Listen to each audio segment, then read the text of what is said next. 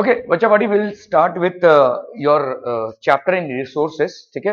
और actually NCERT में chapter आपका रिसोर्सेस है और आपके बुक में भी शायद ये चैप्टर है आपका रिसोर्सेस, ठीक है। ज्योग्राफी का चैप्टर है what do we exactly mean by resources. एक मिनट बुक दिखाना।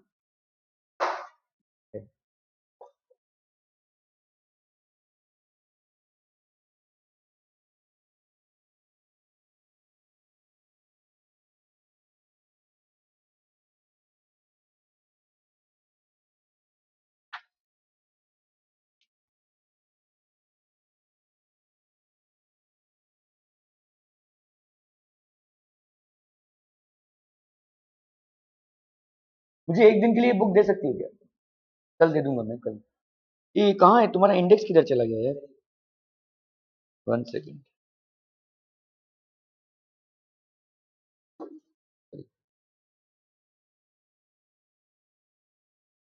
Introduction to resources. So we are going to do this introduction to resources. Okay. Okay. So let's do this, बच्चा party. तो पहले हम देखेंगे what is the meaning of a resource. Resource होता क्या है? Can anybody tell me what is a resource? Resource is what? देखो, जिन चीजों को आप यूज करते हैं in order to sustain your life, that is known as resource. ठीक है? So is air a resource? Yes, it is. Is water a resource? Yes, it is.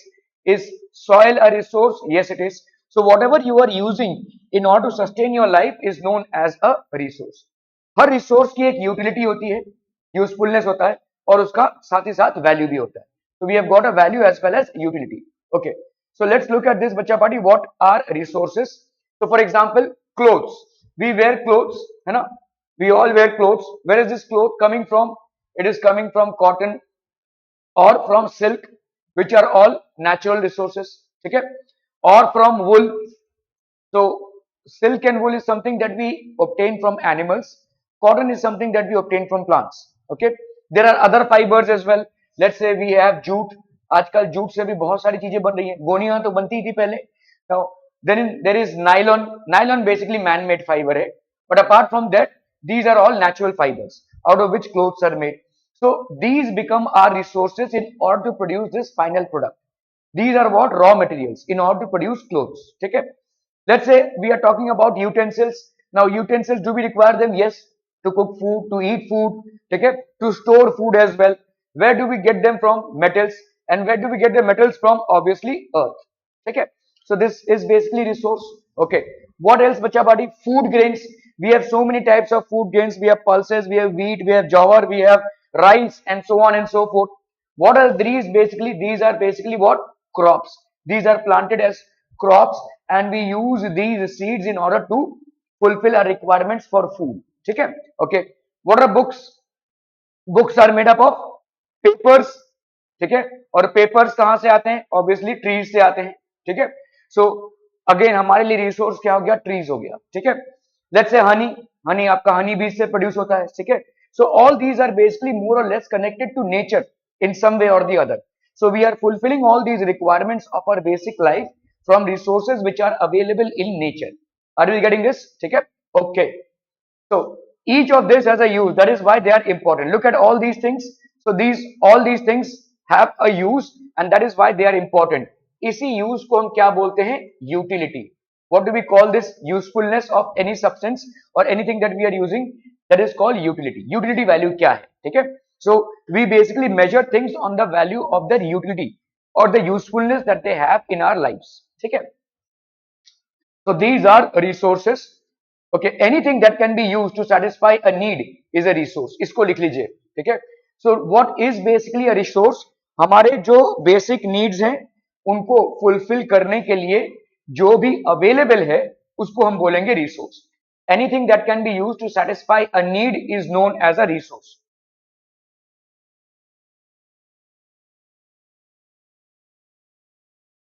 Anything that can be used to satisfy a need is known as a resource. So for example, shelter. We all require shelter. Okay? Shelter means home.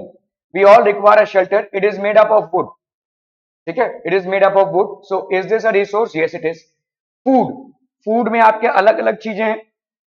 In food we use rice, chapati, okay, different kinds of vegetables, ठीक है. So ये सारा जो है, this is this fulfilment from resources, from the crops that we produce और from the animals that we eat, all these are basically resources. Clothes, so क्या इनकी utility value है? Yes. Food, shelter and clothing. आप अगर देखोगे, food, shelter and clothing, these are the basic necessities of life. इनके बिना कोई भी नहीं रह सकता.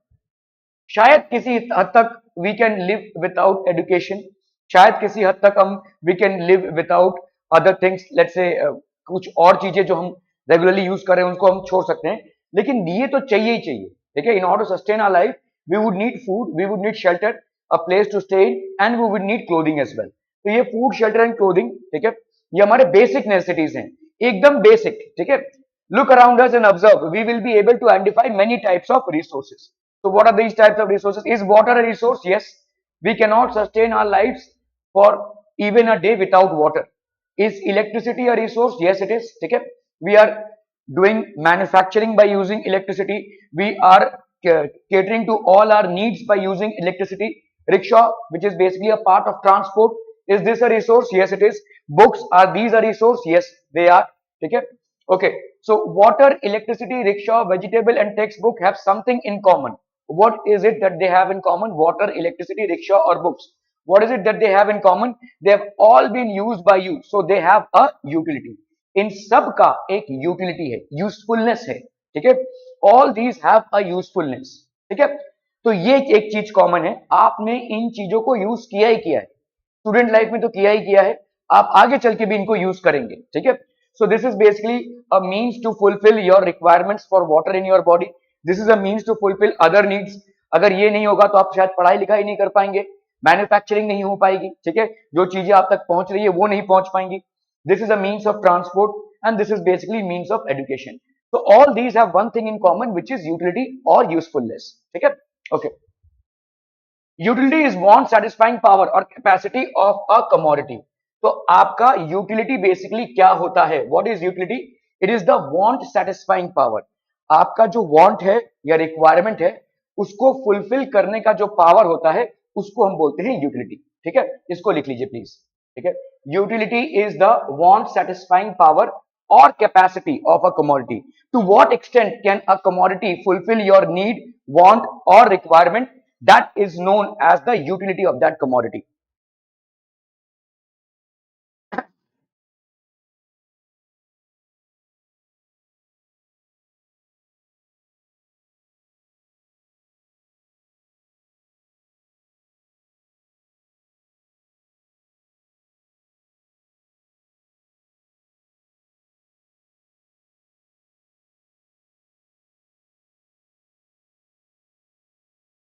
Done? Okay. Let's move ahead, बच्चा बाड़ी. So how does something become a resource? कैसे किसी चीज का रिसोर्स होता है? ठीक है.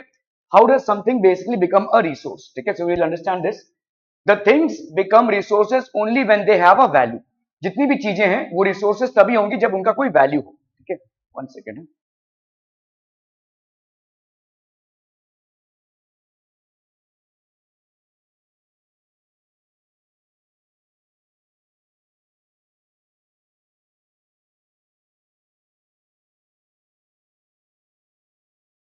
So the things that are there will become a resource when they have a value. कोई value उनकी होनी चाहिए. ठीक है.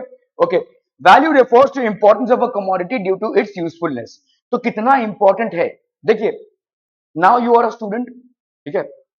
So is there a value for books in your life? Yes.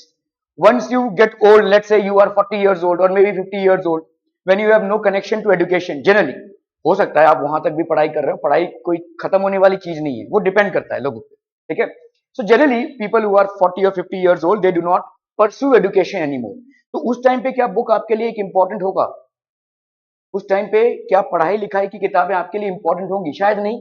है ना. आपके मम्मी पापा के लिए आपके बुक्स उतने इंपॉर्टेंट नहीं है जितने आपके लिए हैं. ठीक है. सो प्रायोरिटीज चेंज इन लाइफ. आपके जो लाइफ के प्रायोरिटीज हैं वो चेंज होते रहते हैं. तो आपका value refers to the importance of a commodity due to its usefulness. So now this has more value than the value it will have when you turn 40 or 50 years old. क्या ये समझ में आ रहा है? ठीक है. So it depends. ठीक है. अभी जैसे आपका देखो, so value refers to the importance of a commodity, कितना इंपॉर्टेंट है वो कमोडिटी, ठीक है। तो ये आपके अलग अलग टाइम पे अलग अलग वैल्यू होती है due to its usefulness. Value means worth, some resources have economic value, some do not. किसी रिसोर्सेज का इकोनॉमिक वैल्यू होता है और किसी का, जैसे समझो फूड ग्रेन्स हैं, डू यू परचेज देम? क्या मुफ्त में मिल रहे हैं ये? नहीं ना, दुकान पे जाकर, स्टोर पे जाकर आपको खरीदना पड़ता है, ठीक है। Is it important? Yes, very much important to sustain your life, है ना। This is very much important to sustain your life. Are we clear? Is oxygen और air important to you? Yes, very much, but do you purchase it? No. देखो इसका क्या है, scarcity है। Scarcity है मतलब ये अबंडेंटली अवेलेबल नहीं है, इसको उगाना पड़ता है, इसका केयर टेक करना पड़ता है, तब जाकर ये आपको अवेलेबल होता है। It has a span of life, it has to be sown, it has to be harvested and it has to be made available to the market, then you actually can buy it, ठीक है। so इसका एक process है और इस process की वजह से इसकी क्या है, scarcity. Do you understand what do you mean by scarcity? Scarcity मतलब कमी, ठीक है। ये अबंडेंटली अवेलेबल नहीं है, this is available in abundance. अभी तक तो फिलहाल अबंडेंस में अवेलेबल है। तो मोदी जी को जितना ऑक्सीजन अवेलेबल है आपको भी उतना ही अवेलेबल है, अंबानी जी को जितना अवेलेबल है आपको भी उतना ही अवेलेबल है। देयर इज नो डिस्क्रिमिनेशन, कोई इसको परचेस नहीं कर रहा है। हालांकि अवेलेबल दोनों है, एक को परचेस करना पड़ रहा है, एक को फ्रीली अवेलेबल है। समझ में आ रहा है ये, ठीक है। तो value means worth, some resources have economic value, जैसे इसकी इकोनॉमिक वैल्यू है। इकोनॉमिक स्टडी जो है, धंधे की स्टडी तभी होती है जब आप चीजों को खरीदते या बेचते हैं, और चीजों को आप खरीदते या बेचते तभी हैं जब उनकी कोई स्केयरसिटी हो। कौन एयर, आप अगर बोलेंगे ये बोतल में ना एयर है, जिसको खरीद लो, कोई खरीदेगा क्या? बोलेगा भागो पागल कहीं का, ठीक है। तो why? Because everybody has got air. लेकिन बोतल में पानी भर के बेचोगे तो बिकेंगे, है ना। so that is what it is. Value means worth, some resources have economic value and some do not.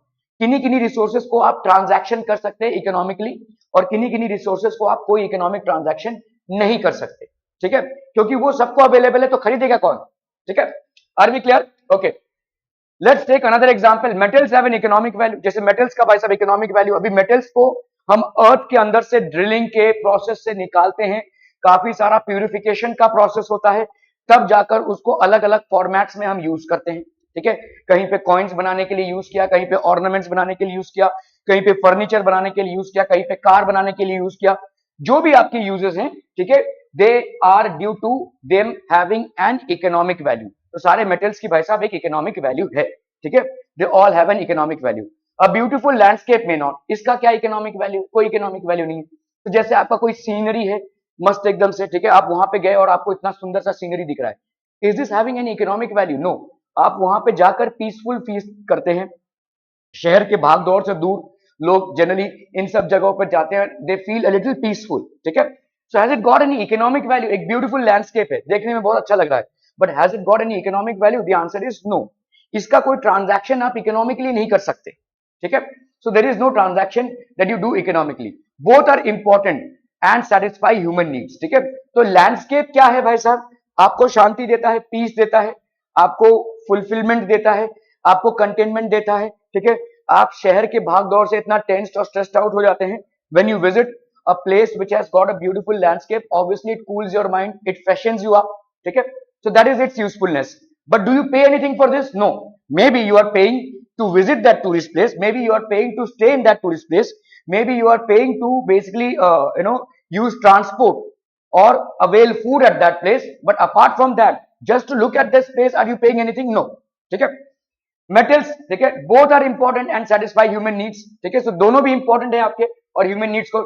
Some resources can become economically valuable with time, तो धीरे धीरे टाइम के साथ वो इकोनॉमिकली वैल्यूएबल भी हो जाते हैं, ठीक है। Your grandmother's home remedies have no commercial value to me. अभी आप देखो, जैसे घर में जो ग्रैंडमदर या ग्रैंडफादर होते हैं, उनको जड़ी बूटियों के बहुत सारे इलाज मालूम होते हैं, ठीक है। सो खांसी हो रही है, ये खिला दो, पेट खराब है, ये खिला दो, ठीक है। So they know many home remedies, ठीक है। हम लोग तो जनरली डॉक्टर को अप्रोच करते हैं, but these people know a lot of home remedies.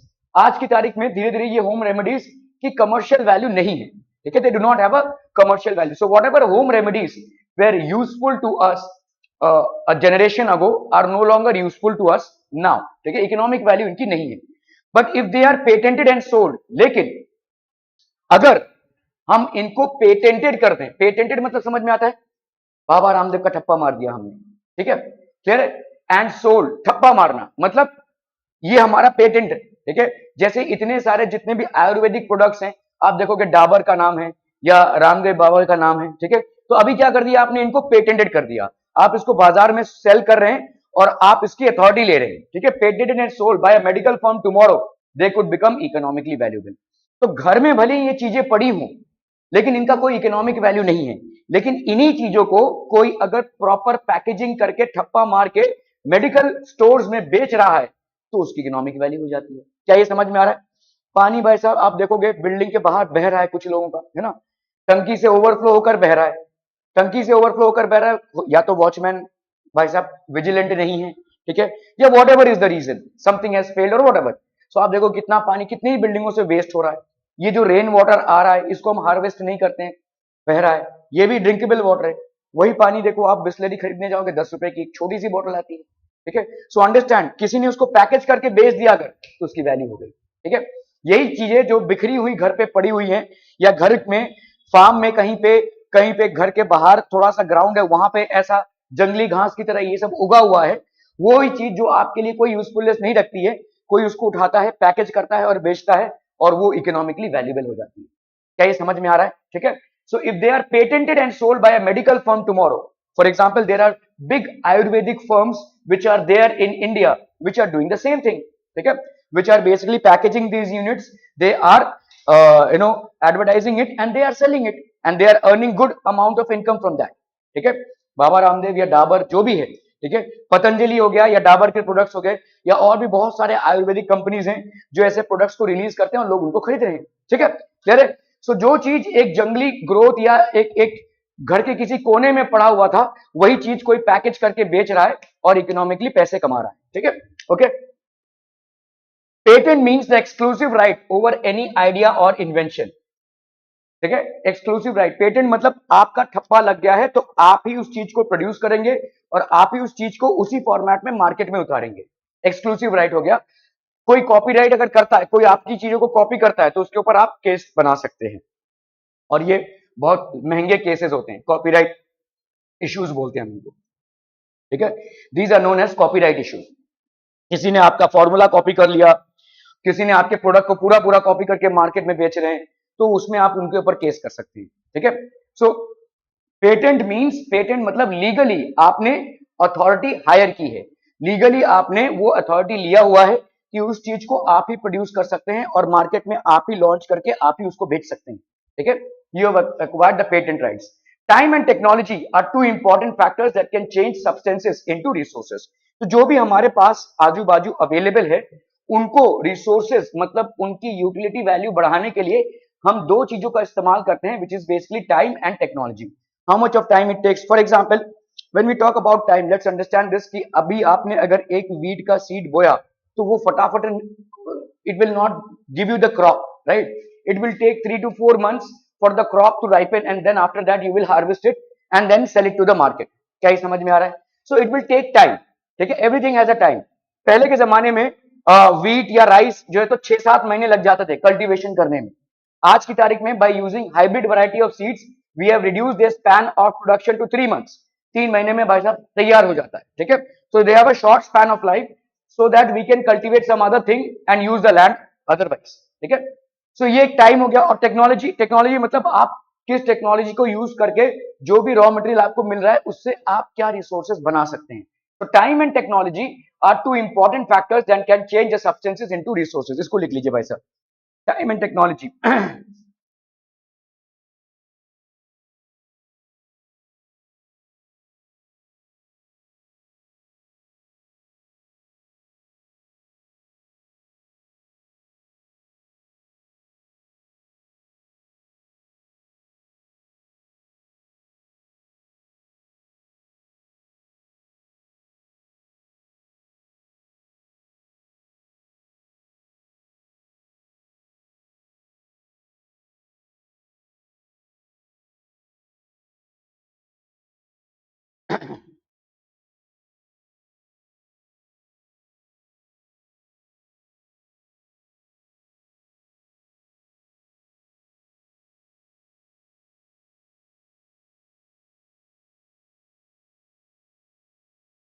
ठीक है, time and technology are two important factors that can change substances into resources, both are related to the needs of the people.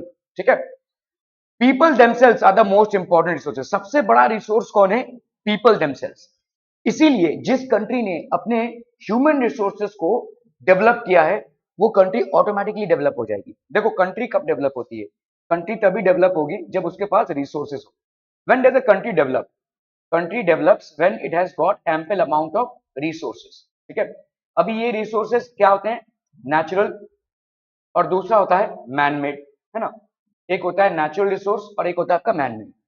कोई कोई countries हैं जो बहुत भरपूर natural resources से भरी पड़ी हैं, ठीक है, और कोई कोई कंट्रीज हैं जो मैन मेड रिसोर्सेज से भरी पड़ी हुई हैं, और कोई कोई कंट्रीज है जो दोनों को यूज कर रही हैं। अभी जैसे समझो natural resources, for example Africa जो है, ठीक है, अफ्रीका में सबसे ज्यादा गोल्ड और डायमंड पाया जाता था, ठीक है, gold or diamond, still it is a poor country. Why? Because, or a poor continent. Generally Africa is regarded as a poor or a backward or a country which is continent which is not developed. Why? In spite of manufacturing gold and diamond, which are the most expensive things, okay, why is it turned out to be poor? Because वहां पे human resources का development नहीं हुआ, human resources का development नहीं हुआ। अभी इस चीज को समझिए, तो ये समझ लीजिए अफ्रीका का कॉन्टिनेंट है, अच्छा खासा गोल्ड और डायमंड यहाँ पे मिल रहा है। बाहर के लोग जो शिक्षित लोग थे, अमेरिका वगैरह, ब्रिटिश वगैरह, तो ये लोग इन्हें देखा कि यार यहाँ पे तो खजाना है, so they came here, they set up their factorial units and they employed these people only in order to extract gold and diamond, and रातों रात ये अमीर बन गए और चले गए बाहर। ठीक है, रातों रात। यहाँ के लोग जो अनपढ़ गवार थे, they had no idea about what is the price of gold or diamond in the international market, because of which they just served as laborers, they earned a meager income and they were fulfilled with it. However, they basically remained poor in spite of having the rich resources of gold and diamond. Still they remained poor. Why? Because the human resources were not developed, they were exploited. ठीक है, अभी अगर हम human resources, अभी हम बात करें अगर जापान की, ठीक है, Japan is one nation which is, जहां पे बहुत ज्यादा अर्थक्वेक होते हैं, बहुत ज्यादा नेचुरल रिसोर्सेज वहां पे नहीं है, almost natural resources almost zero है। ठीक है, लेकिन it is a well developed nation. Why? In spite of being attacked by nuclear bombs और एटॉमिक बॉम्ब्स, ठीक है, in the world war, second world war, still it has emerge as a most developed nation. Why? Because वहां पे उन्होंने human resources को develop किया है। ठीक है, they have educated their people, they have laid stress on what are the skills that they need to develop in order to survive. उनके skills को डेवलप किया है, उनके एजुकेशन को, उनके नॉलेज को, सारी चीजों को इन्होंने बहुत ध्यान से डेवलप किया है। ठीक है, जिसकी वजह से today it is still ranked as one of the most developed nations in the world. क्या ये समझ में आ रहा है? तो इसीलिए आपके पास नेचुरल रिसोर्सेज हो या ना हो, लेकिन अगर आपने ह्यूमन रिसोर्सेज को अच्छी तरह से डेवलप किया है, you will shine.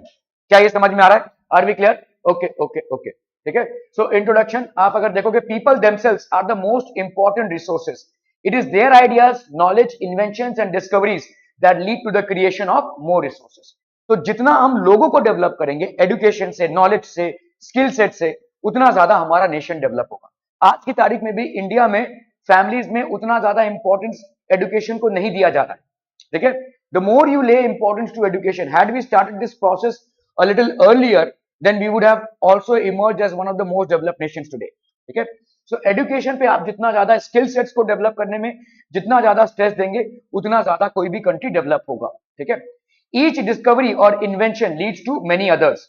The discovery of fire led to the practice of cooking and other processes. For example, एक डिस्कवरी हमने किया फायर को, स्टोन्स को घिस के, और उसके बाद से हमने कुक्ड फूड चालू किया। Otherwise like other animals we use to consume raw food. ठीक है, this is one of the evolutionary processes. ठीक है, हमारे एवोल्यूशन में या हमारे चेंज में, ठीक है, from animals like life to human like life started from the evolution of fire. This is regarded as one of the first steps of evolution और first steps of change. The moment we discovered fire, we started cooking our food and consuming it. और जैसे हमने cooking food चालू किया, we started developing. ठीक है, while the invention of the wheel ultimately resulted in development of newer modes of transport। अभी जैसे ही wheels चालू हुए, ठीक है, देखिए, तो व्हील्स कैसा था, पहले लोगों ने देखा कि यार भारी भरकम चीजें कैसे कैरी करेंगे, तो भारी भरकम चीजों को उन्होंने क्या किया, लॉग्स ऑफ वुड होते हैं, उसके नीचे से लॉग्स ऑफ वुड डाल देते थे। तो एक इंसान यहां से लॉग ऑफ वुड डाल रहा है, दूसरा निकाल रहा है, फिर वो इधर लेकर आ रहा है ऐसे। आपने देखा रहेगा बहुत भारी भारी मंदिर बने हैं पहाड़ों के ऊपर। आप सोचिए उस टाइम पे तो ट्रक वक कुछ भी नहीं था, पहाड़ों के ऊपर इतने बड़े बड़े भारी पत्थरों से मंदिर कैसे बने होंगे, ठीक है, या कोई भी पैलेस कैसे बना रहेगा। तो इस तरह से लोग भारी भारी पत्थरों को ऊपर लेकर जाते थे, ठीक है, ऐसे लॉग्स ऑफ वुड डाले। तो ये यहां से आया आपका व्हील का नॉलेज। तो इसका मतलब जो भी राउंड शेप का होगा वो मूवमेंट को इजी बनाएगा, ठीक है, and that's how these modes of transports were invented, ठीक है। Anything which is round shape will actually increase the speed, while the invention of wheel ultimately resulted in the development of newer modes of transport. So the moment the wheels were invented, we had got new modes of transport. The technology to create hydroelectricity has turned energy in fast flowing water into an important resource. Now this is called as tidal power. आपने सबने कभी ना कभी कोई ना कोई dam तो देखा रहेगा, ठीक है। डैम्स में होता क्या है, there is basically a river which is flowing, एक रिवर फ्लो हो रहा है। तो डैम्स में क्या करते हैं हम, थोड़ा पहाड़ी इलाकों में हम एक डैम खड़ा कर देते हैं। अभी क्या हो जाएगा, ये रिवर स्टॉप हो गया। जैसे ही रिवर स्टॉप हो जाएगा, this river will gain height, ठीक है, ये हाइट गेन करेगा। Now when I release the water from air, it will fall down with huge force, बहुत ज्यादा फोर्स से ये गिरेगा क्योंकि आपने उसका हाइट बढ़ा दिया है। तो आपने बेसिकली क्या कर दिया है, यहाँ पे रिवर क्या था, काइनेटिक एनर्जी था इसका। अभी आपने इसका हाइट बढ़ाकर इसको क्या कर दिया, इसको ज्यादा पोटेंशियल एनर्जी दे दी है। You will understand what is kinetic energy and potential energy later. But कोई भी मूविंग ऑब्जेक्ट को जब आप स्टॉप करते हो तो उसका पोटेंशियल एनर्जी गेन होता जाएगा। जैसे ही पोटेंशियल एनर्जी गेन हो गया, अभी इसको फिर से आप काइनेटिक एनर्जी में कन्वर्ट कर रहे हो। अभी यहाँ पे क्या होते हैं, बड़े बड़े मैग्नेटिक टर्बाइंस होते हैं। We have got magnetic turbines. Now when you happen to change the magnetic field, there is electricity which is produced and this principle is known as electromagnetic induction. This is not something that you have to basically bother about. But यहां से जब ये गुजरता है तो ये magnetic बड़े बड़े टर्बाइंस को नचाते हुए जाता है, ये घूमने लगते हैं। ये एक्सिस पे है, नीचे से पानी जोर से जा रहा है तो ये घूमने लगेंगे। जैसे ही ये घूमने जाएंगे, ऊपर इलेक्ट्रिसिटी है, इलेक्ट्रिसिटी जनरेट होगी और यही इलेक्ट्रिसिटी आप तक आ रहा है, ठीक है। डैम्स से जो इलेक्ट्रिसिटी आपसे आ रहा है, that is called hydel power, ठीक है। बड़े बड़े डैम से जो इलेक्ट्रिसिटी आप तक पहुंचता है, that is known as hydel power. Most of our electric requirements, electricity requirements in India is met by hydel power, ठीक है। हमने डैम्स बना रखे हैं और इन डैम से हमको पावर मिल रहा है। The technology to create hydro electricity, why do we call it hydro, hydro means water, ठीक है। Hydro electricity has turned energy in fast flowing water into an important resource.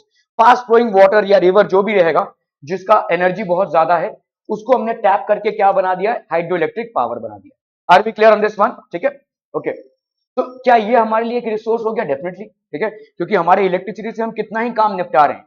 आप तो अपने घर में अच्छे से एक लाइफ जी पा रहे हैं, प्लस जो इंडस्ट्रीज हैं या मैन्युफैक्चरिंग यूनिट्स हैं, all will require electricity in order to produce their goods and services, ठीक है, क्लियर है। So technology to create hydro electricity has turned energy in fast flow. तो देखो ये रिवर आ रहा था, पहले रिवर अपने आप में ऐसे जा रहा था, लेकिन जब हमने डैम बना दिया तो ये डैम से हमने पानी को रोक दिया। अभी पानी को ऊपर हाइट से हम छोड़ रहे हैं।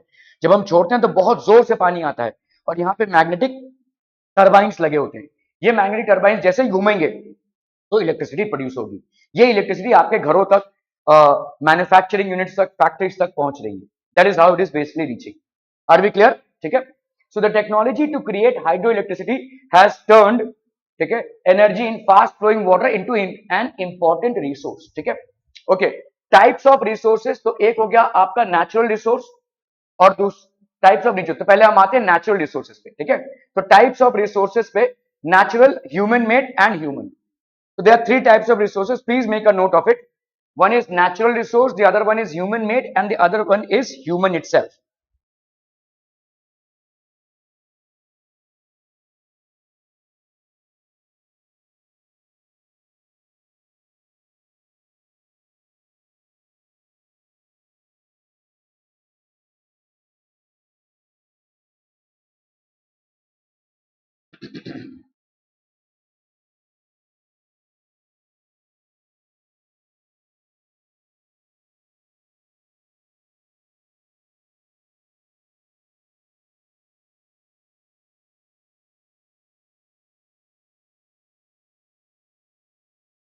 Done, बच्चा?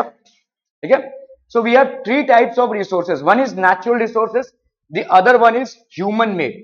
Natural resources, human made, and the third one is human itself. ठीक है.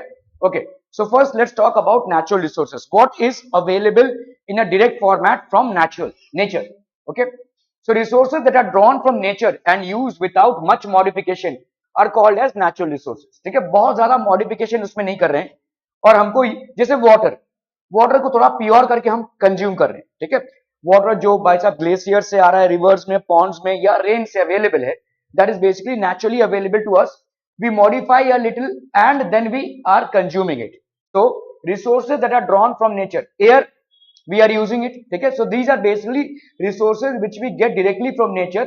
ठीक है, without much modification. All the crops that you are growing, ठीक है, मैंगो से लेकर फ्रूट क्रॉप्स, फ्रूट से लेकर the wheat, rice, everything you are getting it from nature. ठीक है, थोड़ा सा आप मॉडिफाई करके उसको आप यूज करके उसको आप कंज्यूम कर रहे हैं.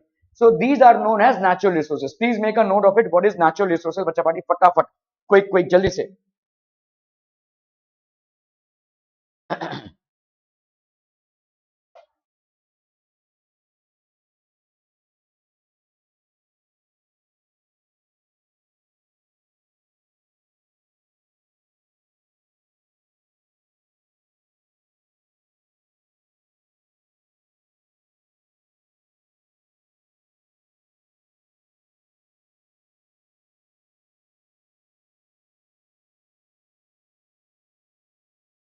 Done.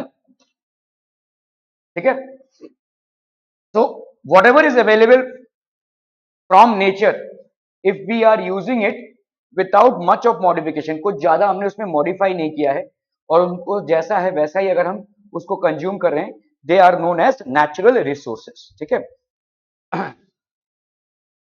Okay, so natural resources में air, are we doing any modification to this? Obviously not. So natural resources में एक आपका हो जाता है भाई साहब air, then we have water, not much of modification is needed, then we have soil, ठीक है, and then we have minerals. All these are basically directly available from nature without much modification. We are using or consuming it. So these are known as natural resources. ठीक है, these are known as natural resources. Many of these resources are free gifts of nature and can be used directly. For example, air is something which you can use directly. Water is also something which you can use directly. है ना, थोड़ा सा आप उसको filter करके P सकते हैं जो नेचर से आपको अवेलेबल है. Soil is also something which you can use directly. हाँ, मिनरल्स में हम थोड़ा सा मॉडिफिकेशन लाते हैं, ठीक है, और फिर उसको यूज करते हैं. Once we extract them, we make certain modifications and then we basically use it. ठीक है, क्लियर है. So many of these resources are free gifts of nature and can be use directly. ठीक है. In some cases, tools and technology may be needed to use a natural resources in the best possible way. थोड़ा सा आप modification करते हैं और tools and technology को use करते हैं. किसी किसी को आप डायरेक्टली कंज्यूम कर सकते हैं. For example, air is a natural resource which you are consuming directly. ठीक है. However, certain natural resources might need some amount of tools and technology in order to bring about a change. ठीक है. So जैसे अगर आप देखोगे fishes हैं, ठीक है, आप अगर देखोगे यहाँ पे फिशेस को हम पकड़ते हैं. अभी फिशेस को पकड़ने के बाद या तो वो रॉ मीट में सेल होता है, या तो आपने देखा रहेगा फिश ऑयल्स भी सेल होते हैं. ठीक है, so they are also sold in the market. अगर आप देखोगे ऐसे इरिगेशन जो होता है जहां पे क्रॉप्स प्रोड्यूस होते हैं, tools and technology may be needed to use natural resources in the best possible वे.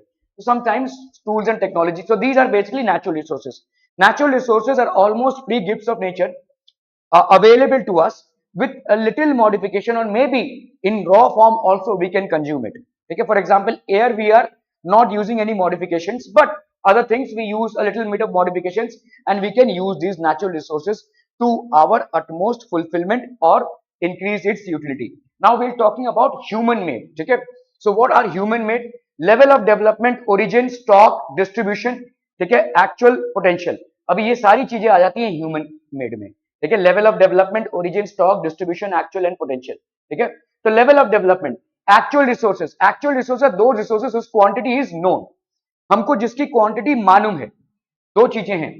ठीक है, एक्चुअल रिसोर्सेज हमको, ये सारे नेचुरल रिसोर्सेज में आ रहे हैं, ह्यूमन में ह्यूमन इन्वॉल्वमेंट है. ठीक है, अभी हमको मालूम है कि कितने क्वांटिटी में किसी जगह पे कितना अवेलेबिलिटी है. फॉर एग्जाम्पल, आप रास्ते में चल रहे हैं और आपको एक आयरन पीस मिल गया या आयरन का थोड़ा सा टुकड़ा मिल गया. आप बोलते हैं भाई साहब इसके नीचे जरूर आयरन होगा. आपने ड्रिलिंग विलिंग चालू कर दिया, ठीक है, कुछ भी नहीं मिल रहा है, तो आप ऐसे अंधेरे में तीर मार रहे हैं, ठीक है, आप जानते नहीं है कि आयरन है कि नहीं, आपने अंधेरे में तीर मार दिया, आप भाई साहब वहां पे ड्रिलिंग विलिंग माइनिंग विनिंग चालू कर रहे हैं, लेकिन कुछ भी नहीं मिल रहा, ठीक है। So when you do extensive mining, ठीक है, और you try to extract any metal, you have to be sure about it, ठीक है, और ये श्योरिटी होना, इसको अपन बोलते हैं एक्चुअल रिसोर्सेज, ठीक है।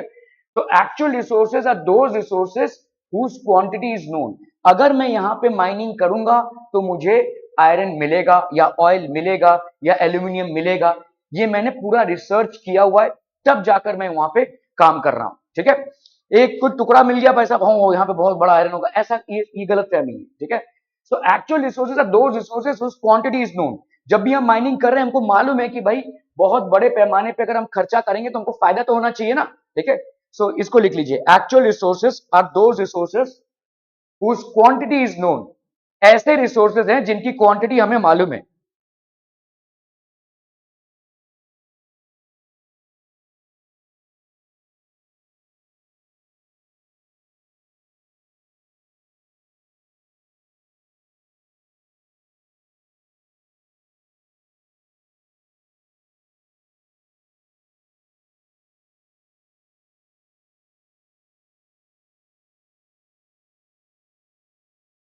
तो actual resources are those resources whose quantity is known. ये वो रिसोर्सेज होते हैं जिनके बारे में हमको मालूमात होती है, we are aware as to what is the quantity in which they are available in a particular region, and only that, after knowing that, we will start the mining process और द एक्सट्रैक्शन प्रोसेस, ठीक है। The rich deposits of coal in Ruhr region of Germany. For example, this is basically Germany, and it is known that coal is basically available in huge numbers. तो Ruhr एक industrial area है Germany में, और यहाँ पे बहुत बड़ी मात्रा में कोल अवेलेबल है, and coal is an important industrial input और raw material. High amount of energy can be extracted by burning coal, especially for iron and steel industry. We require huge amounts of heat, और इसके लिए कोल बहुत जरूरी है, ठीक है। So ये आपका एक्चुअल रिसोर्स हो गया। पेट्रोलियम इन वेस्ट एशिया, अगर आप देखोगे मिडिल ईस्ट की जो कंट्रीज हैं, ठीक है, वहां पे पेट्रोलियम बहुत ज्यादा है, ठीक है। So petroleum in West Asia is basically something which can be use extensive, ठीक है। हमको मालूम है कि वहां पे तेल बहुत ज्यादा है, ज्यादा करके आपके जितने भी मिडिल ईस्ट कंट्रीज हैं, they are mostly dealing with petroleum, ठीक है, okay. The dark soils of Deccan plateau in Maharashtra are actual resources. ये जो डार्क सॉइल्स हैं, दे आर गुड रिसोर्सेज, ठीक है, because a lot of potential is there in terms of crops, ठीक है। So ये हो गया आपका level of development. Now we are talking about, ठीक है, पोटेंशियल रिसोर्सेज। तो पहले आपने देखा एक्चुअल रिसोर्सेज क्या होते हैं, ठीक है, you have seen what are actual resources. Actual resources मतलब वो रिसोर्सेज जो आपको मालूमात है पूरी पूरी, चाहे वो सॉइल के रूप में हो, चाहे वो ऑयल के रूप में हो, चाहे वो मिनरल्स के रूप में हो, चाहे वो आपके कोल के रूप में हो, whatever, but you are aware of it, ठीक है। You know how much quantity is available, and accordingly you will do the extraction process, ठीक है। पोटेंशियल रिसोर्सेज, ठीक है, पोटेंशियल रिसोर्सेज मतलब क्या होते हैं, ठीक है, what are potential resources. So potential resources are those whose entire quantity may not be known and these are not being used at present. हमको मालूम नहीं है, ठीक है। जैसे अफ्रीका में गोल्ड और डायमंड पोटेंशियल रिसोर्स था, बट क्योंकि उनको मालूम नहीं था, they were they failed in that, ठीक है, वो फेल हो गए, ठीक है, और दूसरे लोगों ने उसका फायदा उठा लिया। इसीलिए किसी भी कंट्री में हमको मालूमात होनी चाहिए कि हमारे रीजन में क्या ऐसा है जो रिसोर्स हम इस्तेमाल कर सकते हैं, ठीक है। So please make a note of this, potential resources are those whose entire quantity may not be known and these are being used at present.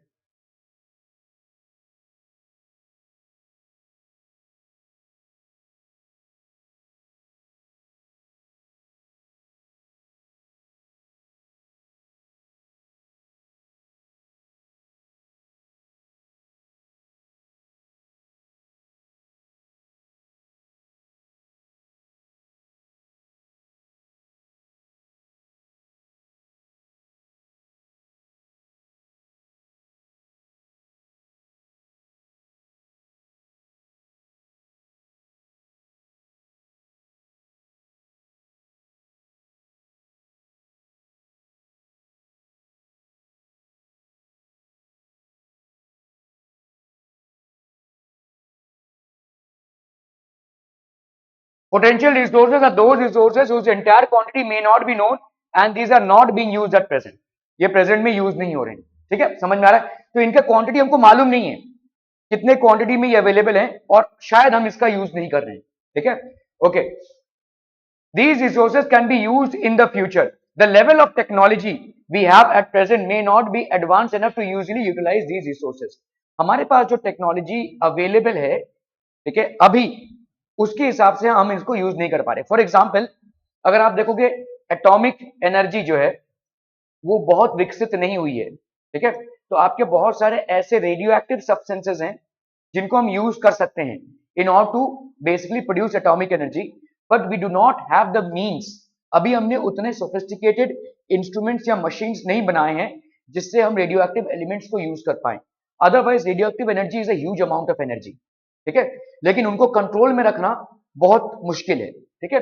So the level of technology, आज की तारीख में जो टेक्नोलॉजी हमने develop किया है, हो सकता है it is not advance enough to usually मतलब इजिली यूज दीज रिसोर्सेस, ठीक है, बट फ्यूचर में कभी शायद हम हो पाए, ठीक है, तो that is called potential resources, ठीक है। द यूरेनियम, जैसा मैंने आपको एग्जांपल दिया, यूरेनियम क्या है? एक रेडियो एक्टिव सब्सटेंस है। This is basically what? A radioactive substance, और radioactive substances release a lot of amount of energy, but if mishandled they can prove to be a disaster.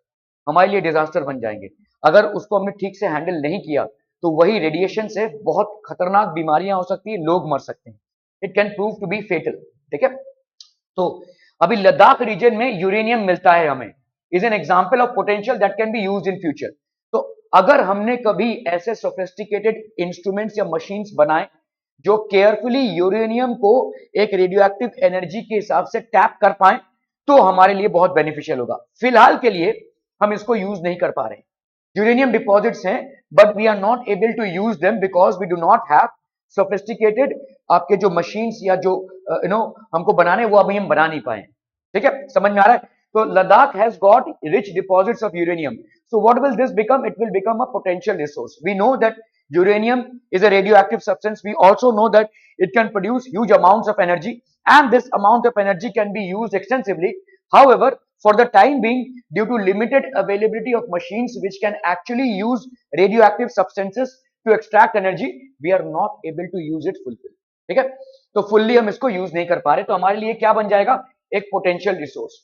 High speed winds were a potential resource, ठीक है, 200 years ago। तो high speed winds जो थे वो potential resource थे 200 years ago। कैसे? Ships उसी से जाती थी, ठीक है, हाई स्पीड विंड्स, ठीक है। Today they are an actual resource and wind farms generate energy using, तो पहले के समय वेर अ पोटेंशियल रिसोर्स। क्यों ये पोटेंशियल रिसोर्स थे? क्योंकि उस टाइम पे हमने विंड्स को यूज नहीं किया था, ठीक है, विंड्स बह रहे हैं वैसा, ठीक है, हवा चल रही है, ऐसा है, मजे लो, ठीक है। सो दे वर अ पोटेंशियल रिसोर्स। आज की तारीख में इन विंड्स को हम यूज कर रहे हैं, they are an actual resource and wind farms generate energy using wind mills like in Netherland. तो आपके विंड फार्म्स होते हैं और इसमें भाई साहब बहुत बड़ा एनर्जी जनरेट होता है, ठीक है, ये ऐसे घूमेंगे। विंड मिल्स देखा रहेगा आपने, ठीक है, तो विंड मिल्स अभी हम फ्लैट लैंड्स में इंस्टॉल करते हैं ताकि विंड को यूज किया जा सके। वही चीज जो आज से 200 साल पहले हम सिर्फ ऐसा सोचते थे कि चलो भाई साहब सूरज है और वैसा रोशनी है, ठीक है, हवा है, ये सब आपके नेचुरल रिसोर्सेज है, तो this is another form of natural resource, but today we are able to use it. Today they are an actual resource and wind farms generate using wind mills like in Netherlands, ठीक है, समझ में आ रहा है? Okay, you will find Nagercoil in Tamil Nadu and on Gujarat coast. तो तमिलनाडु में नागरकोइल में और गुजरात कोस्ट में बहुत बड़े बड़े फ्लैट लैंड्स हैं और इन फ्लैट लैंड्स में विंड मिल्स को रिस्टोर किया गया है, ठीक है।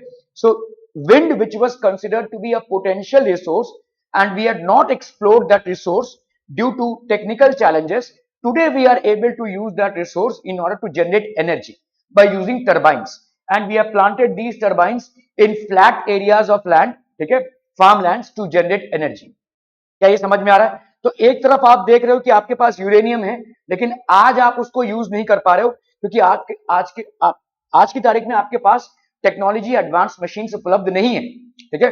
लेकिन एक तरफ आप ये भी देख रहे हो कि विंड जो हमारे लिए एक टाइम पे कोई रिसोर्स नहीं था, आज बन गया है, ठीक है। So we are seeing something that was there in past which we were not able to use, but today we are able to use. And we are also seeing something in present which we are not able to use today, but somewhere down the line in future we might be able to use. ठीक है, क्या ये समझ में आ रहा है? So potential resource वो रिसोर्स है जिसका हम फायदा फ्यूचर में उठा सकते हैं. Okay, so Nagercoil in Tamil Nadu and Gujarat coast. ठीक है, यहाँ पे बहुत सारे आपके स्पेशली फ्लैट लैंड्स में ऐसे विंड मिल्स लगाए गए हैं. ठीक है, तो और यहाँ पे भी आपके बहुत सारे विंड मिल्स हैं. Okay, origin. सो अबायोटिक, अभी हमने लेवल ऑफ डेवलपमेंट में देखा रिसोर्सेस में. ठीक है, हम नेचुरल रिसोर्सेस की बात कर रहे हैं, तो लेवल ऑफ डेवलपमेंट में एक होता है एक्चुअल और एक होता है पोटेंशियल. एक्चुअल मतलब हमको मालूम है कितने क्वांटिटी में, किस एरिया में, किस रीजन में हमको वो रिसोर्सेज मिल सकते हैं. पोटेंशियल मतलब वो रिसोर्सेज जो हमने आइडेंटिफाई तो किए हैं, लेकिन हमारे पास उनको यूज करने के अभी तौर तरीके मौजूद नहीं है. ठीक है, we do not have the they might be useful at some point of time in future, but today they are not being used because of challenges in the machines and the technology that we have. ठीक है, okay. Now in terms of origin, resources can be abiotic or biotic. ठीक है, biotic भी हो सकते हैं और abiotic भी हो सकते हैं. We all know what are abiotic resources: water, sun. ठीक है, नॉन लिविंग जो भी है. सॉइल हो गया आपका एक अबायोटिक रिसोर्स, नॉन लिविंग है. ठीक है, मिनरल्स हो गए आपके abiotic resource, again non living. ठीक है, रॉक्स, बहुत सारी चीजें आपको रॉक से मिलती हैं, नॉन लिविंग. और वाटर बायोटिक रिसोर्सेज. ठीक है, water biotic resources which are living, for example plants, crops, flowers, fruits, other animals which we consume, animals. ठीक है, so these are basically biotic resources. ठीक है, okay. Now we are talking about stock. It is the amount of resources available for use. Stock मतलब आप समझते हो कितना आपके पास क्वांटिटी है. ठीक है, how much of stock is available for use. ठीक है, so let's talk about stock. तो एक होता है आपका रिन्यूएबल और दूसरा होता है नॉन रिन्यूएबल. रिन्यूएबल मतलब जो, जैसे सन की एनर्जी आप जितना भी यूज कर लो वो भाई साहब कम नहीं होने वाला. ठीक है, so that is called a renewable. Wind की एनर्जी आप जितना भी यूज कर लो वो कम नहीं होने वाला, दैट इज अ रिन्यूएबल. वो भाई साहब फिर से रिन्यू हो जाएगा. नॉन रिन्यूएबल, वाटर का सप्लाई, जैसे फ्रेश वाटर का सप्लाई लिमिटेड है, तो इट इज नॉन रिन्यूएबल. अगर हमने उसको डिलीजेंटली यूज नहीं किया तो बहुत सारी ऐसी कंट्रीज हैं या बहुत सारे ऐसे रीजन्स हैं that are getting a scarcity of water. ठीक है, that are involving into a scarcity of water. Okay, distribution. तो रिन्यूएबल भाई साहब आपका क्या क्या है? Renewable resources are those which get renewed और रिप्लेनिश्ड क्विकली.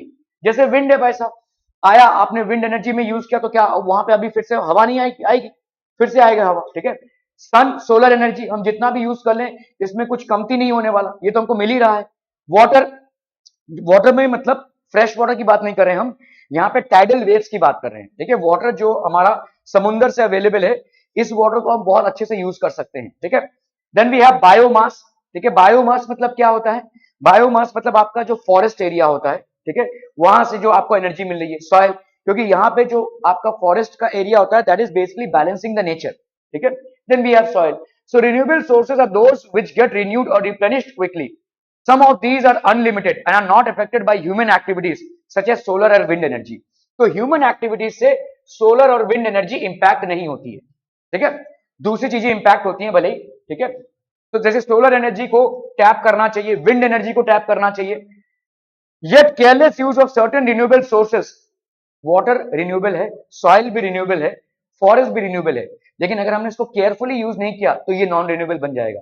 ठीक है, ये जितनी जल्दी तैयार हो रहा है उसको टाइम लगता है तैयार होने में, उतना टाइम अगर हम उसको नहीं देंगे so this will again become a threat for their existence and our existence as well.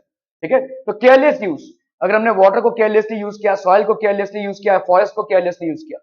Water seems to be an unlimited renewable resource. ठीक है, तो अभी सीम्स टू बी क्यों बोल रहे हैं हम? क्योंकि जिस तरह से हम यूज कर रहे हैं इसको, शायद हमारे लिए पोर्टेबल वाटर ना बचे. ठीक है, water seems to be an unlimited renewable resource, तो हमारे लिए अनलिमिटेड अभी दिख तो रहा है, लेकिन जिस तरह से हम इसको यूज कर रहे हैं इसके लिए हम अपने लिए खतरा तैयार कर रहे हैं. ठीक है, but shortage and drawing up of natural water resources is a major problem in many parts of the world today. Many countries are running short of water, many regions are running short of water, many continents are running short of water. ठीक है, और ये क्यों हो रहा है? क्योंकि हमने बहुत इरेशनली इस रिसोर्स को एक्सप्लोर किया है, हमने इसको डर्टी किया है, हमने ग्राउंड वाटर रिसोर्सेज को खराब कर दिए हैं. ठीक है, एक बहुत सिंपल सा चीज बता रहा हूं आपको. ग्राउंड वाटर आप यूज करते हैं, ठीक है, तो ग्राउंड वाटर को हम कैसे यूज करते हैं, वो नीचे पंप जाता है, वो पानी को निकालते हैं, ठीक है। ये वाटर कम कैसे हो जाएगा, जैसे अभी रेन है, रेन से नीचे जाएगा पानी, है ना।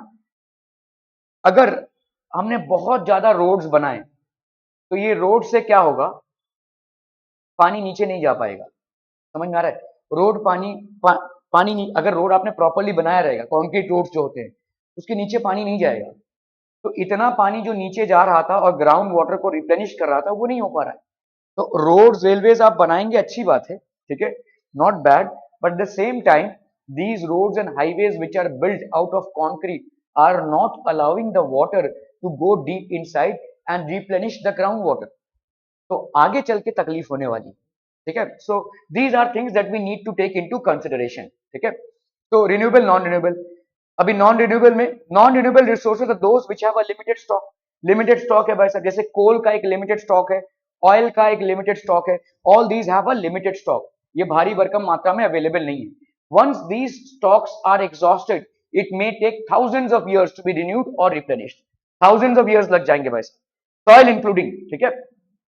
Since this period is very much more than human lifespan, such resources are considered as non-renewable. ऐसा नहीं है कि जो तेल बना हुआ है, जिस तेल को हम बहुत ज्यादा, हमने पिछले 100 सालों में जितना ऑयल यूज कर लिया है, 100 साल लगे हैं हमको व्हीकल्स को डेवलप करने में, जितना ऑयल यूज कर लिया है, हजारों साल में उतना ऑयल बना भी नहीं था। Millions of years, it takes millions of years for the dead plants and animals to basically form oil, है ना। तो हमने जितने जिस रेट से इसको यूज किया, उतने रेट से तो बना भी नहीं, ठीक है। So since this period is very much more than human life span, such resources are considered as non renewable. तो ये नॉन रिन्यूएबल रिसोर्सेज होंगे। Coal, petroleum and natural gas are some examples. तो कोल हो गया, petroleum हो गया, natural gas हो गया।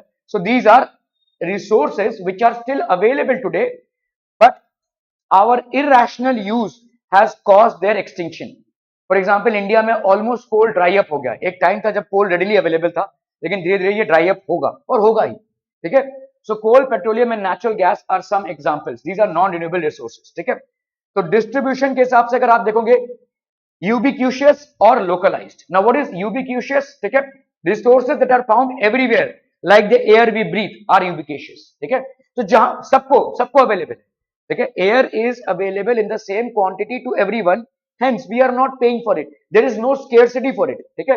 So these are known as ubiquitous, ठीक है। Ubiquitous means everybody has got the same access or same quantity. Localized क्या होता है भाई साहब, those which are found only in certain places are localized, like copper and iron ore, ठीक है। For example, copper and iron ore, they will not be found everywhere. For example, Chota Nagpur plateau in India is basically into iron ore manufacturing, सबसे ज्यादा minerals वहां पे मिलते हैं, ठीक है। ओके, तो the distribution of natural resources depends upon number of physical factors. तो अभी हम नेचुरल रिसोर्सेज, ये वाला लिख लीजिए भाई साहब, आपका नेचुरल रिसोर्सेज के बारे में, टाइप्स ऑफ रिसोर्सेज, इसको लिख लीजिए फटाफट फटाफट, क्विक क्विक जल्दी से।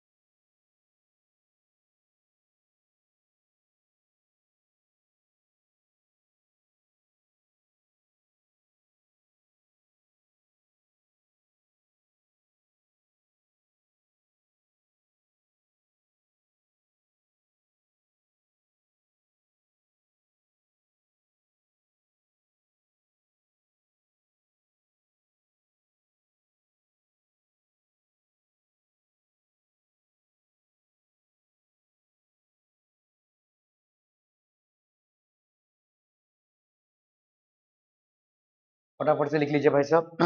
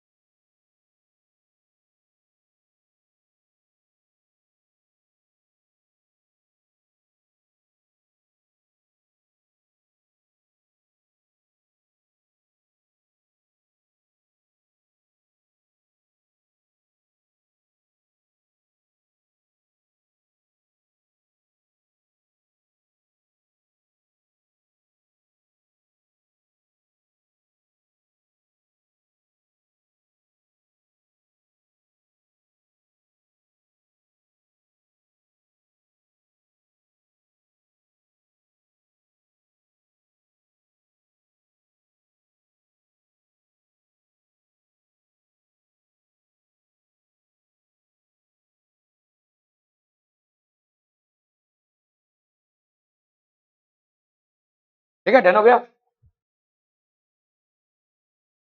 Done done, are you done on this? Okay okay okay, चलिए, तो लोकलाइज दो, ये तो हो गया भाई साहब। तो distribution of natural resources depends upon number of physical factors like terrain क्या है, कैसा आपका लैंडस्केप है, ठीक है, ये आपका ऑल्टीट्यूड कैसा है, क्लाइमेट कैसा है, ऑल्टीट्यूड कैसा है, किस तरीके का क्लाइमेट है, तो रिसोर्सेज इन सब चीजों पे डिपेंड करते हैं, ठीक है। जहां पे भी जो भी रिसोर्सेज अवेलेबल होते हैं वो लैंडस्केप पे डिपेंड करेंगे, ऑल्टीट्यूड पे डिपेंड करेंगे, कितना हाइट है और क्या क्लाइमेट है, ठीक है। Okay, the distribution of resources is unequal because these factors differ so much over the earth. अब जैसे इंडिया में ही देख लो, बाकी के अर्थ को तो आप भूल जाओ, तो ये आपके प्लेन्स हैं, दीज आर बेसिकली प्लेन्स, ठीक है, ये प्लेन एरियाज हैं जो ग्रीन में आपको दिख रहा है। माउंटेनस एरियाज आपको दिख रहा है, ये हाई ऑल्टीट्यूड माउंटेन्स हैं, these are Western Ghats and all, ये आपका भाई साहब हिमालयन रेंजेस आ गया, ठीक है, mountains. And then we have flat plateaus, ठीक है। तो अलग अलग जगहों पे अलग अलग रिसोर्सेज अवेलेबल है, ठीक है, different resources are available in different places. Okay, now human made resources, तो लैंड रिसोर्स, नेचुरल रिसोर्सेज की बातें हो गई। Now will talk about human made resources. Sometimes natural substances become resources only when their original form has been changed. Iron ore was not a resource until people learned to extract iron from it. तो iron ore एक पत्थर की तरह है, ठीक है, एक पत्थर है, उसमें से आयरन आपको निकालना पड़ेगा, तभी जाकर आप उसको यूज कर पाएंगे, ठीक है। So iron ore was just a stone, another format of stone for everybody until unless we knew how to extract iron from it, ठीक है। So this was basically iron, ये आयरन ओर है, देखो पत्थर की तरह, इसमें से आपने आयरन जब निकाला तब इसके बहुत सारे यूजेस निकले। People use natural resources to make buildings, bridges, ठीक है, रोड्स, मशीनरी, और इसीलिए हम इसको क्या बोलते हैं, man made resources, these are known as man made resources। vehicles, technology is also a human made resource। आपने जो भी इंटरनेट की दुनिया आज सजाई है और जो भी काम उसमें से आप कर रहे हैं वो भी एक ह्यूमन मेड रिसोर्स है। जैसे मैं आपको एग्जांपल दे रहा हूं, आज से 20 साल पहले, 20 साल क्या 10 साल पहले ही, आपको अगर सिंपल एक इलेक्ट्रिसिटी का बिल जमा करना है तो एक लाइन में खड़ा रहना पड़ता था, एक ऑफिस थी, ऑफिस में जाकर आपको डिपॉजिट करना पड़ता था, ऐसा होता था।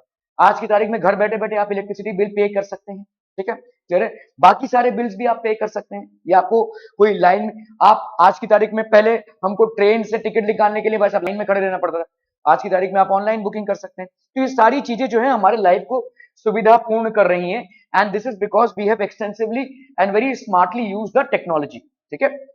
तो that is basically human made. Now देखिए, नेचुरल रिसोर्सेज क्या है, जो हमको नेचर से मिलते हैं और हम इनको थोड़ा बहुत मॉडिफाई करके यूज करते हैं।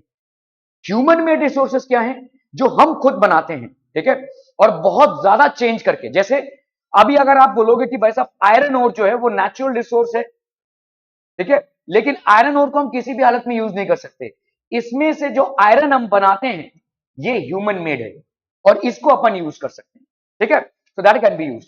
अभी human resources, human as a resource, ठीक है, ये बहुत इंपॉर्टेंट रिसोर्स है। People are human resources, people can make the best use of nature to create more resources when they have the knowledge, skill and technology to do so। तो आपको भाई साहब क्या क्या चाहिए, अगर हम, मुझे ह्यूमन रिसोर्सेज को इफेक्टिवली यूज करना है, if I want to use the human resources effectively, they must be provided with adequate knowledge, they must be upgraded with their skill set and they must also be upgraded with technology. ये तीनों चीजों का भाई साहब perfect मिश्रण होगा, तभी human resource develop हो पाएगा। अगर आप ह्यूमंस को नॉलेज नहीं देंगे, उनके स्किल सेट्स को डेवलप नहीं करेंगे या टेक्नोलॉजी का यूज नहीं करवाना सीखेंगे, you will not be able to produce a developed nation, ठीक है। These are the basic ingredients. आपको समझ लीजिए, पढ़ाई आप बहुत मन से कर रहे हैं लेकिन आपको कंप्यूटर चलाना नहीं आता, क्या ये हो पाएगा? आज की तारीख में अगर आपको कंप्यूटर चलाना नहीं आता, नहीं जम पाएगा, ठीक है। तो इसके साथ साथ, पढ़ाई के साथ साथ, you should be having the basic skills, some software knowledge, ठीक है, in computers as well, it's becoming very important, ठीक है। सो ये सारी चीजें हैं, तो आपको स्किल और टेक्नोलॉजी को भी डेवलप करना पड़ेगा, ठीक है। So please make a note of this, people as a resource, फटाफट फटाफट।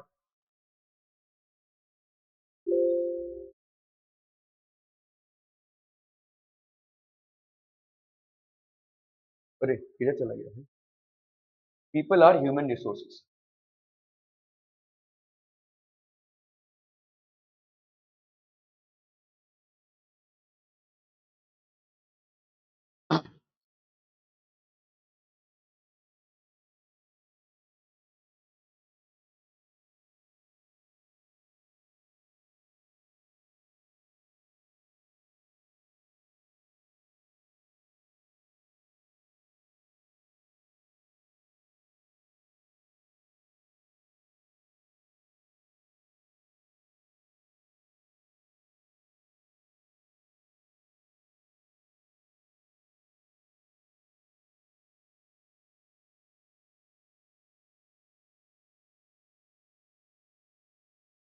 one absent here.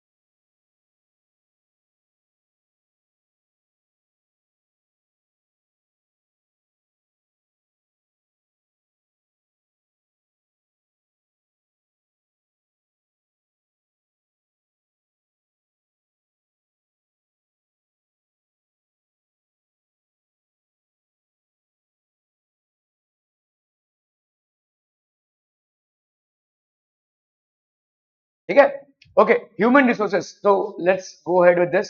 That is why human beings are a special resource. तो इसीलिए ह्यूमन बीइंग्स क्या हो जाते हैं, एक स्पेशल रिसोर्स हो जाते हैं। ठीक है, education and health, education and education and health help in making people a valuable resource. ठीक है, अभी देखो लोगों को आप पढ़ा रहे हैं, लेकिन भाई उनको आप हेल्थ पे अगर ध्यान नहीं देंगे तो will they be able to turn out to be strong individuals? No. ठीक है, so both education and health help in making people a valuable resource, both are important. ठीक है, दोनों भी आपके बहुत इंपॉर्टेंट है in order to make people a valuable resource. Improving the quality of people's skills so that they are able to create more resources is known as human resource development. तो लोगों के स्किल सेट को develop करना, computer का knowledge देना, दूसरे knowledge देना।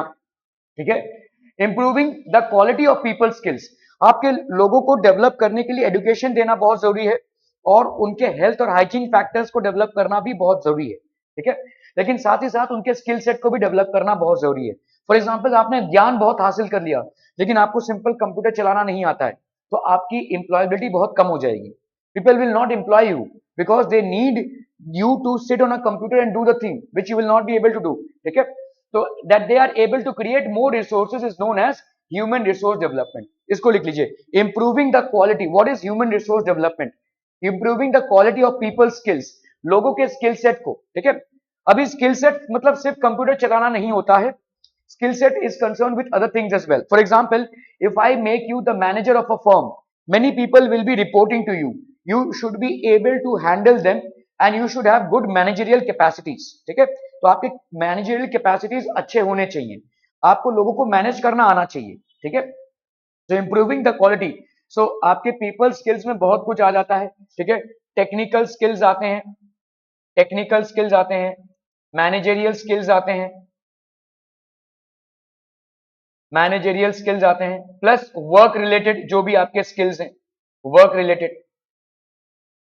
ठीक है, ये वर्क रिलेटेड स्किल्स हैं, जिस काम में आप हो उसमें आपके कितने स्किल्स हैं। तो technical skills are there, managerial skills are there, और इन स्किल्स को अपडेट करना बहुत जरूरी है।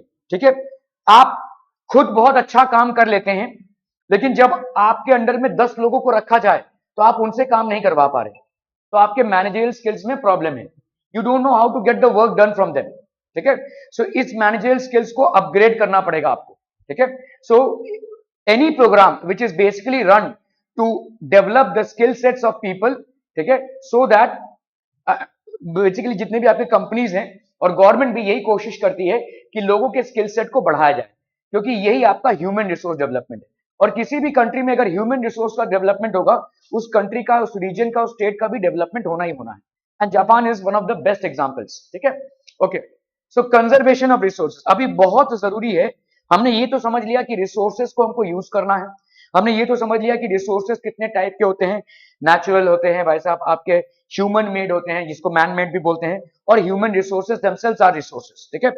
अभी इसमें भी biotic, abiotic, renewable, non renewable, और फिर आपका पोटेंशियल और एक्चुअल, ये सब आपके होते हैं, ठीक है। और इन रिसोर्सेज को जो हमको मिले हुए हैं, इनको कंजर्व करना भी बहुत जरूरी है। इनको यूज करना तो जरूरी है ही, प्लस इनको कंजर्व भी करना है। Now how do we conserve the resources?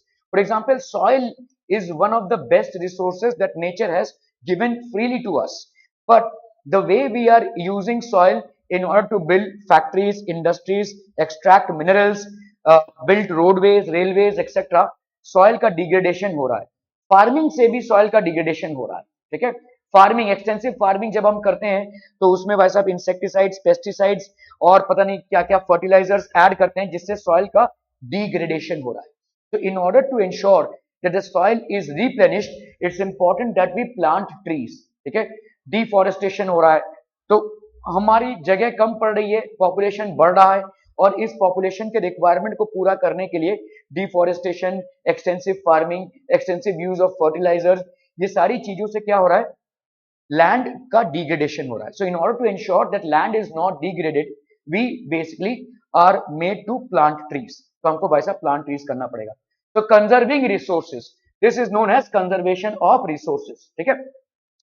Using resources carefully and giving them time to get renewed is called resource conservation. तो रिसोर्सेज को केयरफुली यूज करना, इतना भी ना यूज करना कि फ्यूचर जनरेशन के लिए कुछ ना बचे, हम ही सब यूज कर लेंगे और हमारे बच्चों के लिए कुछ ना बचे, ठीक है। सो रिसोर्सेज को केयरफुली यूज करना बहुत जरूरी है, ठीक है। And giving them time to get renewed, और उनको टाइम देना पड़ेगा रिन्यू करने के लिए, is known as resource conservation, which is one of the very important things that we need to practice in order to ensure the resources which we have used extensively in our lives are available to our future generations as well, ठीक है, clear है? Okay, इसको लिख लीजिए भाई साहब फटाफट फटाफट, resource conservation very important.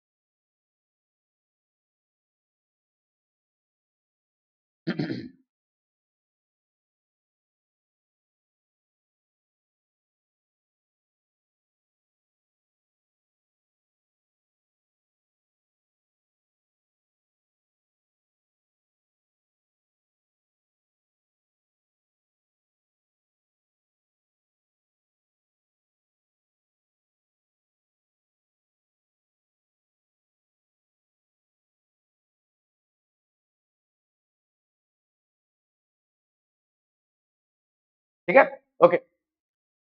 Balancing the need to use resources and also conserve them for the future is called sustainable development। तो पहली बात तो हमको रिसोर्सेज को उतना ही यूज करना चाहिए जितना हम उसको सस्टेन कर सके। सस्टेन मतलब फ्यूचर जनरेशन के लिए उसको बचा के रखना। अभी भाई साहब आपके घर में समझ लो, मैं यहाँ पे एग्जाम्पल दे रहा हूँ। So let's say this is your house, और यहाँ पे भाई साहब 5 लोग बाहर जाते हैं, कोई स्कूल जा रहा है, कोई कॉलेज जा रहा है, ठीक है, कोई ऑफिस जा रहा है, ठीक है, और कोई अपने काम पे जा रहा है, बिजनेस प्लेस पे जा रहा है, कोई ऐसे ही जा रहा है। अभी समझ लो ये सारे जो आपके स्पॉट्स हैं A B C D E, ठीक है, ये समझ लो आपका हाउस है, यहाँ पे ए है, यहाँ पे बी है, यहाँ पे सी है, यहाँ पे डी है और लेट से यहाँ पे ई है। तो सब लोग अपनी अपनी गाड़ियों में अलग अलग जगह पे जा रहे हैं, ठीक है, अपनी अपनी, मतलब एक ही फैमिली से रोड पे कितनी गाड़ियां निकल रही हैं? 5। ये जो रोड पे गाड़ियां निकल रही हैं 5 गाड़ियां, इसमें फ्यूल तो कंज्यूम हो रहा होगा, ठीक है, तो फ्यूल कंजम्पशन से फ्यूल कमी होगी और प्लस पोल्यूशन भी बढ़ेगा, ठीक है। अगर एक ही गाड़ी से सब लोग ड्रॉप करते हुए जाते तो will that be a feasible option, आप फ्यूल भी बचा लेते, पोल्यूशन भी आप कम कर देते, ठीक है। तो this is basically something which we need to avoid. For example अगर आप देखोगे इंडिया में, आपको ड्राइविंग आती हो या ना आती हो, ड्राइविंग लाइसेंस का जुगाड़ आराम से हो जाता है, ठीक है। आप बस 18 के होने चाहिए, आपको ड्राइविंग लाइसेंस आपके घर तक पहुंच जाएगा। आपको भाई साहब चलाना आता हो या ना आता हो, टू व्हीलर फोर व्हीलर। आप अगर देखोगे Switzerland is one of the most beautiful countries in Europe, ठीक है। यहाँ पे क्या होता है भाई साहब, यहाँ पे ब्यूटीफुल कंट्रीज मतलब यहाँ पे टूरिस्ट अट्रैक्शन बहुत ज्यादा है, बहुत दूर दूर से लोग यहाँ पे टूरिस्ट अट्रैक्शन के चलते आते हैं, ठीक है। And they are very much because यहाँ पे वातावरण जो है बहुत शुद्ध है, ठीक है। ये शुद्ध वातावरण को लोग ने मेंटेन किया है कैसे? अगर आप यहाँ पे फोर व्हीलर लेना जाएंगे अपने घर के लिए, ठीक है, ले सकते हैं, लेकिन आपको लाइसेंस मिलने में आपके जूते गिर जाएंगे, आपको लाइसेंस फटाक से मिलेगा ही नहीं, इतना कड़ा प्रोसेस है भाई साहब। ये ड्राइव करके दिखाओ, ऐसे भाई साहब रो बना देंगे, इसमें से बैक लेकर दिखाओ, इसमें से टर्न करके दिखाओ, इतना एफिशिएंट ड्राइवर आपको मिलेगा ही नहीं। और आप थोड़ा सा भी उसमें से आपका टायर इधर से उधर हुआ तो आप डिस्क्वालीफाइड, और अगर आप एक बार डिस्क्वालीफाइड होते तो 1 साल के लिए आप अप्लाई नहीं कर सकते, 1 साल आप सीखिए उसके बाद फिर से आइए। तो इस तरह से गवर्नमेंट क्या कर रही है, डिस्करेज कर रही है लोगों को लाइसेंस देने में। इससे क्या होगा, ठीक है, इससे क्या होगा, लोगों के पास पब्लिक ट्रांसपोर्ट ही एक मीडियम बनता है, और पब्लिक ट्रांसपोर्ट को उन्होंने बहुत एफिशिएंटली डेवलप किया है, ठीक है। पब्लिक ट्रांसपोर्ट, ट्रेन हो गए, बसेस हो गए, इनको बहुत अच्छे से डेवलप किया है। लोग पब्लिक ट्रांसपोर्ट यूज कर रहे हैं और अपने घरों तक पहुंच रहे हैं, अपने घरों से दूसरे जगहों तक पहुंच रहे हैं, ठीक है। So using public transport what happens is they are consuming less amount of fuel and they are producing less amount of pollution as well, ठीक है। So this is called smart development, इसको लिख लीजिए। Balancing the need to use resources and also conserve them for the future is called sustainable development. ऐसा development करो कि जो sustain हो पाए, ठीक है। You have to basically use development और develop in such a way so that the development is sustain. ऐसा नहीं हो कि तब तबाह हो जाए, आप भाई साहब यूज कर रहे हो चीजों को और बाकियों को, अगली पीढ़ी को कुछ मिल ही नहीं रहा हो, उसको हम सस्टेनेबल डेवलपमेंट नहीं बोलेंगे। The development which can pass on to the next generation so that they can also avail the benefits is known as sustainable development, ठीक है। इस टाइप के डेवलपमेंट को हम बोलेंगे सस्टेनेबल डेवलपमेंट।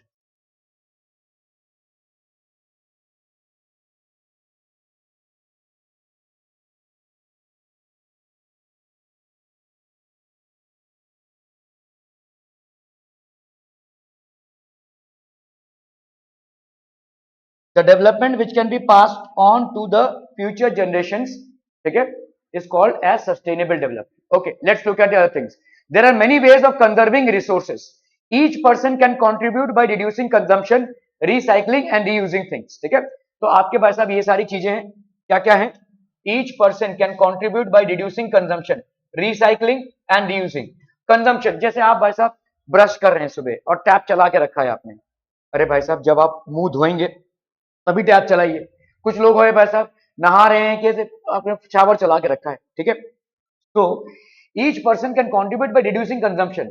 हम हद से ज्यादा चीजों को यूज कर रहे हैं। जैसे मैंने आपको एग्जांपल दिया कि एक ही गाड़ी में 5 लोग रास्ते पे जा सकते थे और अलग अलग जगह पे ड्रॉप हो सकते थे, लेकिन सबने अपनी अपनी गाड़ियां निकाली, ठीक है। तो कंजम्पशन को हम कहीं ना कहीं थोड़ा सा इंटेलिजेंटली रिड्यूस कर सकते हैं, रिसाइकिल करें अगर हम और रीयूज करें चीजों को तो हम रीयूज कर सकते हैं कंजम्पशन, ठीक है।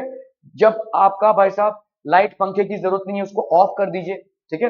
रिसाइकिल कीजिए चीजों को, जो आपके वेस्ट प्रोडक्ट्स हैं उनको रिसाइकिल कर सकते हैं, प्लास्टिक को हम रिसाइकिल कर सकते हैं, रीयूज कीजिए चीजों को, ठीक है। जैसे आपके बॉटल्स हैं, देखिए इनको हम फेंक दे रहे हैं, इनमें हम भाई साहब प्लांट्स उगा सकते हैं, ठीक है। So we can use reuse. Ultimately it makes a difference because all our lives are linked. अगर हम इसको ध्यानपूर्वक सोच समझ कर यूज करें, रिसाइकिल करें, कंजम्पशन को भी लिमिटेड रखें और रीयूज करें, तो हम आगे की पीढ़ियों को भी इम्पैक्ट करेंगे और हमारे अपने लिए भी हमारे लिए अच्छा होगा. That's the way we can basically use sustainable development. ठीक है. So this was about the chapter. Anything that is confusing और anything that has not been understood, ऐसा कुछ भी है इसमें? ठीक है. सो इसमें हमने रिसोर्सेस के बारे में डिस्कस किया है और रिसोर्सेस को हमको कैसे प्रॉपरली यूज किया करना है उसके बारे में डिस्कस है. ठीक है. So we have to basically be very smart to ensure that the resources that we use are sustained. Sustained मतलब future generation के लिए भाई साहब ये रह जाए. ठीक है. ऐसा नहीं कि future generation के लिए कुछ भी ना बचे. So we have to basically use the resources in such a way that they are properly sustained. क्या ये समझ में आ रहा है? Are we clear on this बच्चा party? Any questions? Any questions on this? कोई भी